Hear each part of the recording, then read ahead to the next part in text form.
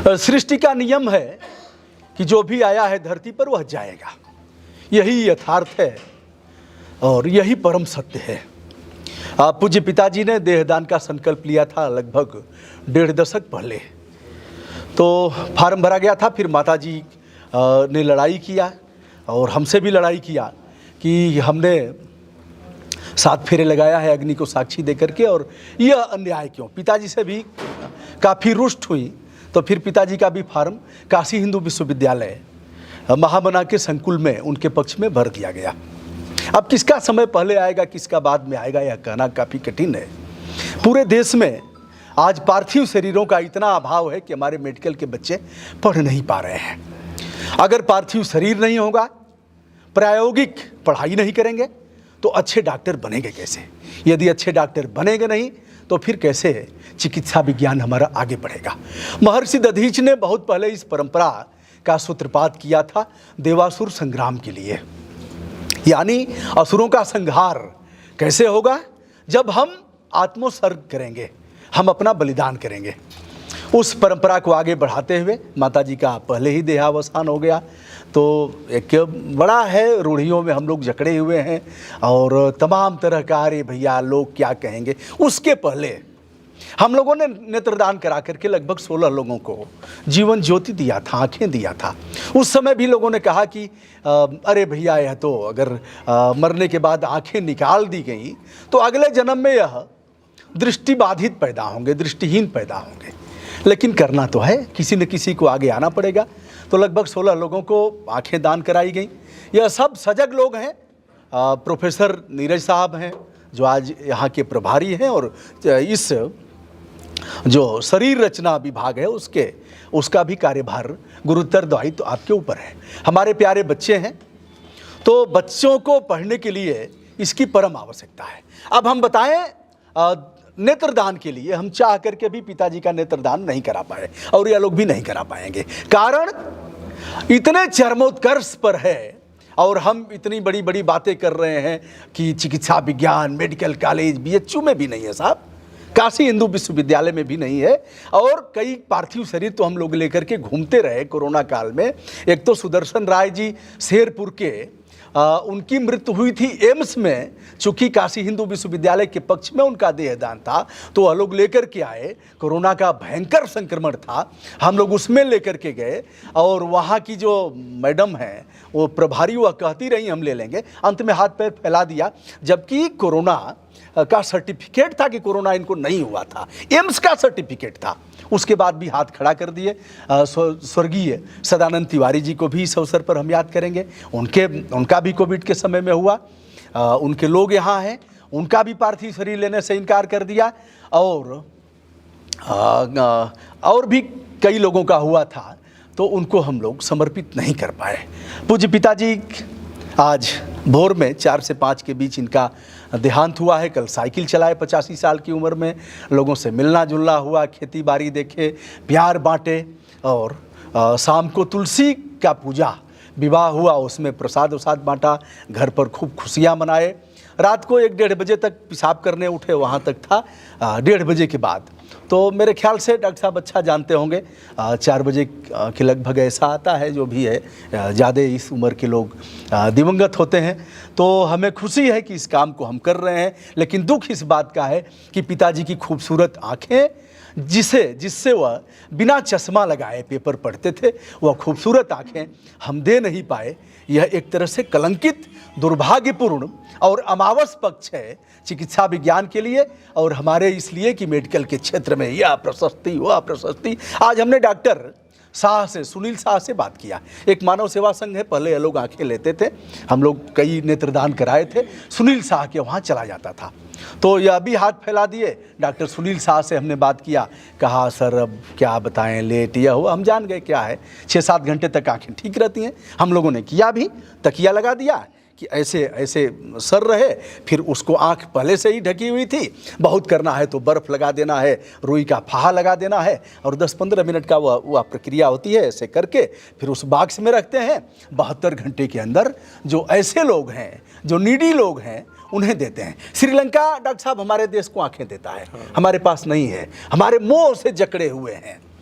तो बोलने की स्थिति नहीं है। हमारे तमाम लोग हैं, हम प्रिय विवेकानंद पांडे हैं, छात्र नेता प्रदीप जी हैं, हमारे सेना के जवान आशीष राजू हैं जो इस क्षेत्र में काफ़ी अच्छा काम, जिधर भी दृष्टि जा रही है, निमेश पांडे हैं छात्र नेता, हमारे प्यारे बच्चे हैं। हमारे भी बेटे का 2 बार आया था नीट की परीक्षा में, प्राइवेट कॉलेज मिलता नहीं हो पाया। हम इस पक्ष में भी हैं कि बच्चों को कम पैसे में पढ़ाई हो और अच्छे डॉक्टर बने।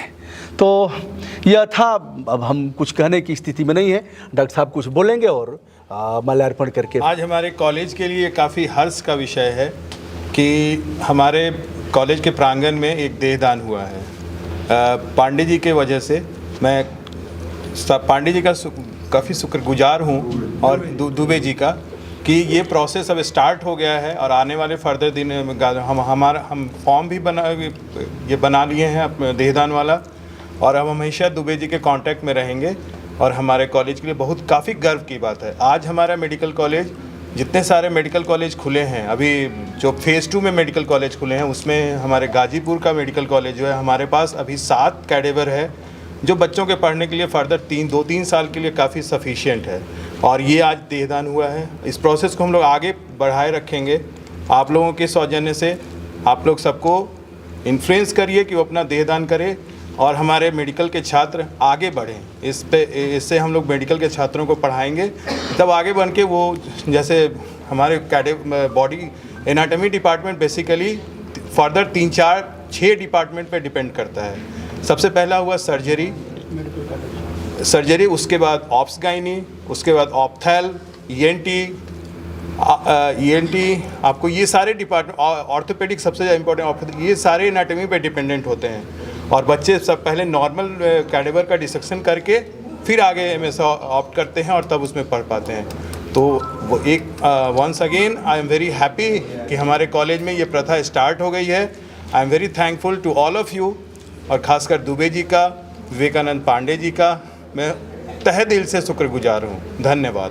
पहला देहदान है और ये पहला देहदान हमारे कॉलेज में है। ये प्रोसेस हमेशा चलते रहेगा। मैं तो यही ये as a professor head anatomy मैं यही अश्योर करता हूँ कि ये प्रोसेस चलता रहे और हमारे बच्चे पढ़ते रहें और आगे नाम करें, हमारे स्टेट का, हमारे ज़िला का नाम हो गाजीपुर मेडिकल कॉलेज का, कि यहाँ के बच्चे काफ़ी ये हैं, काफ़ी संघर्षरत हैं, काफ़ी अच्छे से पढ़ाई करते हैं। और हम लोग सारा फैकल्टी सारे इस पर ध्यान दें और हमारे यहाँ कैडेवर की कोई भी प्रॉब्लम है। आज दूसरे मेडिकल कॉलेज में इवन एक भी कैडेवर नहीं है और उनको काफ़ी दिक्कतें होती हैं। हमसे सब हमसे पूछते हैं, अरे नीरज पांडे तुमने कैसे किया ये? तो हम बोलते हैं सबको कि हमारे यहाँ जो डीएम हैं, सबसे पहले हमारा डीएम से एनओसी नो ऑब्जेक्शन सर्टिफिकेट मिल गया, और जो भी लवारिस लाते हैं, सारे थाने के जो भी इंचार्ज हैं वो भी हमें बहुत कोऑपरेट करते हैं। वो सारा बॉडी हमको इन्फॉर्म कर देते हैं और यहाँ आ जाती है। और आज से ये प्रोसेस स्टार्ट हो गया। आई एम वेरी हैप्पी।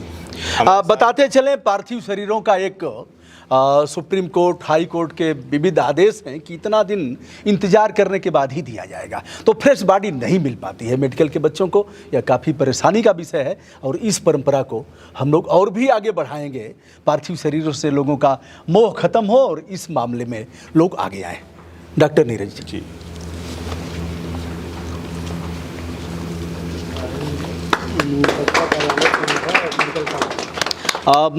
सभी के लिए है, पुष्प है, बारी बारी विवेकानंद पांडे जी से चाहेंगे हम परिचय करा दें। हमारे बड़े भाई हैं श्री चंद्रभूषण दुबे जी, आज इस परंपरा को यही जो वह है, तो इन्होंने फ़ोन किया, कहा कि कहाँ हो? हमने कहा कि बनारस हैं। कहा चले आओ, तो हम जान गए कि क्या हुआ। अब पिताजी रात तक सब ठीक ठाक था और दिन में भोर में ऐसा, तो चलिए हम लोग एक सर्टिफिकेट सर इस पर हस्ताक्षर आप करें, हम अभी करें। नहीं, ये आप करके दीजिए, आप कर लीजिए, करके दीजिए। तो निमेश जी हैं, शिवम हैं, और यह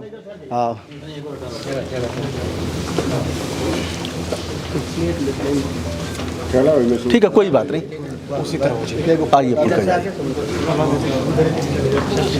रिंकू आगे आ जाइए। विजय भी आ गए हो ना? हाँ, ठीक है। प्रदीप जी हैं, आए माल्यार्पण करें। राजेश जायसवाल जी हैं करण हैं, उत्कर्ष हैं, रविकांत पांडे जी हैं, आलोक भाई हैं और विनोद भैया हैं हमारे अग्रज, अवधेश यादव जी हैं, सत्येंद्र बिंद हैं, शोभनाथ यादव जी हैं। आए प्रमोद हैं हमारे बीच, प्रमोद यादव हैं, बहुत पिताजी की सेवा किए थे और राजीव जी हैं।